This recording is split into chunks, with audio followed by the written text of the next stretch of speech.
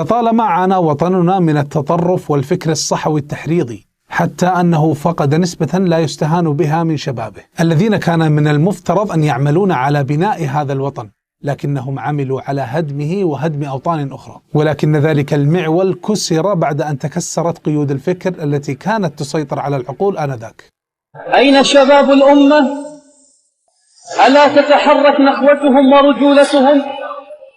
ألا تتحرك قلوبهم لصرخات أخواتهم؟ لن تنتصروا في سوريا ما دام أنه لا زال من بيننا وبين بيوتكم عوائل مؤيدة للنظام، وأنتم تعلمون مكانهم ويعيشون بينكم.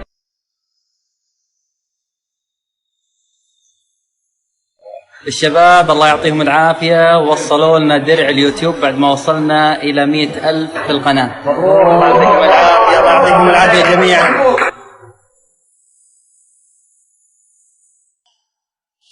صالح حمامة الغامدي شخص روج له ونفخ من قبل أعداء الوطن من الهاربين والإرهابيين وغيرهم، مخبب ضد وطنه ومغسول الدماغ. ارتأوا أنه مشروع محرض ناجح، وذلك لنزعته التعصبية الرياضية التي يمكن تحويلها بسهولة إلى نزعة تعصبية تحريضية. هل صالح من الأساس شخص ملتزم دينيا ويستحق أن يكون واعظ؟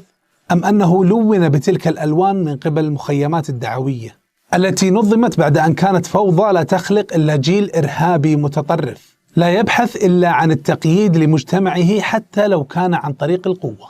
صحح معلوماتك. المخيمات التي تتحدث عنها لم تمنع، إنما نظمت، والقائمين على تلك المخيمات لا يريدون التنظيم، يريدون الفوضى السابقة.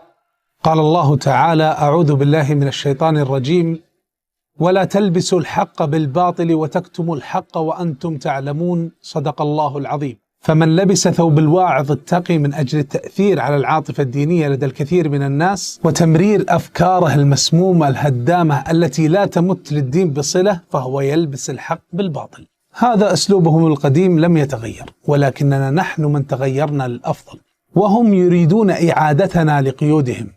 ابقوا واعين آمنين فكريا، في أمان الله.